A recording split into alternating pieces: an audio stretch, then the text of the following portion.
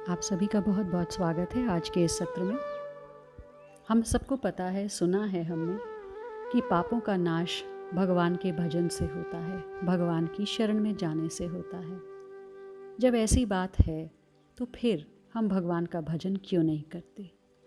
यह हमारी मूर्खता है। भजन तो करते हैं लेकिन संसार का करते हैं। प्रेम भी हम करते हैं, संसार से करते हैं। यही भूल है। जो कुछ हुआ सो हुआ। अब भगवान से प्रेम करना चाहिए। नाम में यह सब बातें भरी हुई हैं, दिखती नहीं हैं। तो क्या तार में बिजली दिखती है हमें? पर हाथ रखो, पता लग जाएगा। इसी प्रकार भजन का प्रभाव है। भजन करके तो देखो, सारे गुण नाम में भरे हैं। जो नाम का जप करता है उसमें सारे गुण आ जाते हैं। नाम का सेवन करने से उसमें भगवान के गुण आ जाते हैं। नाम और नामी एक ही हैं, भेद नहीं है। चाहे नाम से पुकारो, नामी को ही तो पुकार रहे हो, एक ही तो बात है। नाम का जप करने से नामी का चिंतन हो ही जाता है। शुकदेव जी के नाम का उच्चारण करेंगे तो शुकदेव जी के गुण हमारे में आने लगेंगे, उनका स्वरूप याद आएगा। इसलिए नाम के अधीन रूप है। इसलिए यही बात कही जाती है कि नाम में सारे गुण भरे हुए हैं। नाम का प्रभाव यही है। अभ्यास करते करते यही नाम स्वरूप का दर्शन कराएगा। यही नाम लीला में प्रवेश कराएगा। यही नाम धाम में प्रवेश कराएगा। इसलिए नाम जप होना ही चाहिए। स्वरूप स्मरण साथ में हो जाएगा।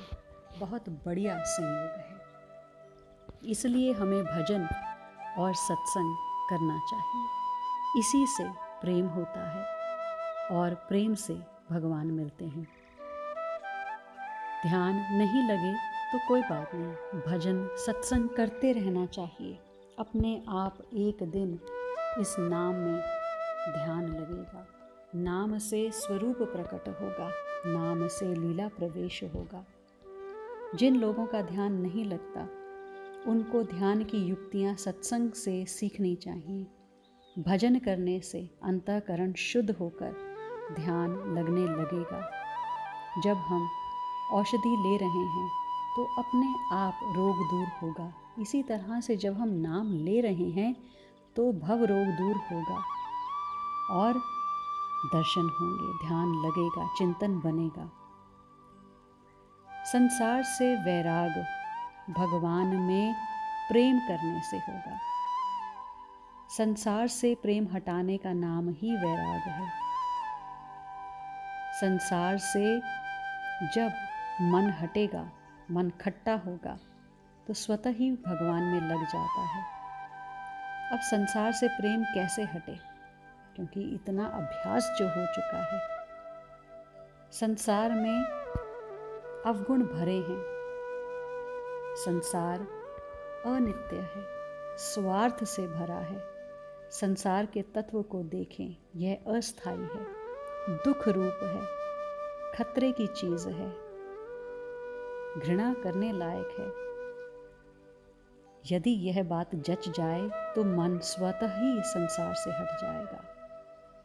संसार के दोषों की बात सुनते रहो। दोष की बात सुनने से श्रद्धा प्रेम हट जाता है। तो श्रद्धा प्रेम हट जाएगा तो भगवान में लगेगा, प्रेम होगा। भगवान के विषय में सुनो। जब हम संसार के दोष सुनते रहेंगे तो उस तरफ मन जाएगा ही नहीं। खतरे से कौन खेलना चाहेगा? भगवान के गुण, प्रभाव, प्रेम की बात सुनते रहो, निरंतर सुनते रहो। फिर हमारा मन भगवान को छोड़ दूसरे में कहीं जाएगा ही नहीं। ध्यान नहीं भी लग रहा तो कोई बात नहीं, भजन सत्संग करते रहिए। वे कृपालु दयालु कृपा करके, दया करके ध्यान में आ जाएंगे, चिंतन में आ जाएंगे। यदि हम उनसे प्रेम करना चाहते हैं तो उन्हीं की अहेतु की कृपा से उन्हीं का प्रेम स्वतः प्राप्त हो जाएगा। इस प्रेम प्राप्ति के लिए हमें उन अनंत को समर्पित होना पड़ेगा। उन्होंने ही हमें सामर्थ्य, योग्यता दी है, बस उसी को समर्पित कर दें। तेरा तुझको अर्पण क्या लागे मेरा। जिस प्रकार एक छोटा सा शिशु माँ की उपार्जित वस्तुओं को माँ से उत्पन्न किए हुए हाथों के द्वारा ही जब माँ के भेंट कर देता है, तब माँ बड़ी प्रसन्न होती है। बेचारे बालक के पास अपनी तो कोई वस्तु ही नहीं है ना, सब कुछ उसने माँ से ही लिया है।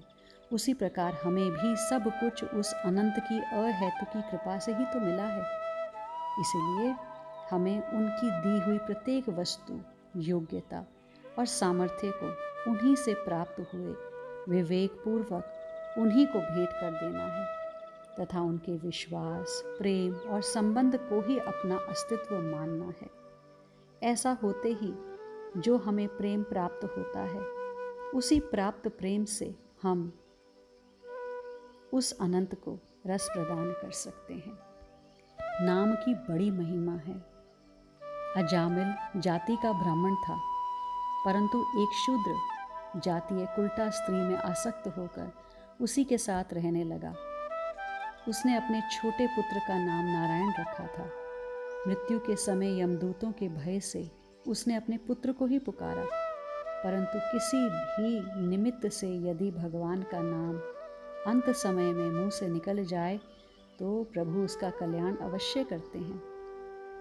इस विरध का निर्वाह करने के लिए भगवान ने नारायण नाम का उच्चारण होते ही अपने दूत उसके पास भेज दिए और उन्होंने यमदूतों के हाथों से अजामिल को बचा लिया।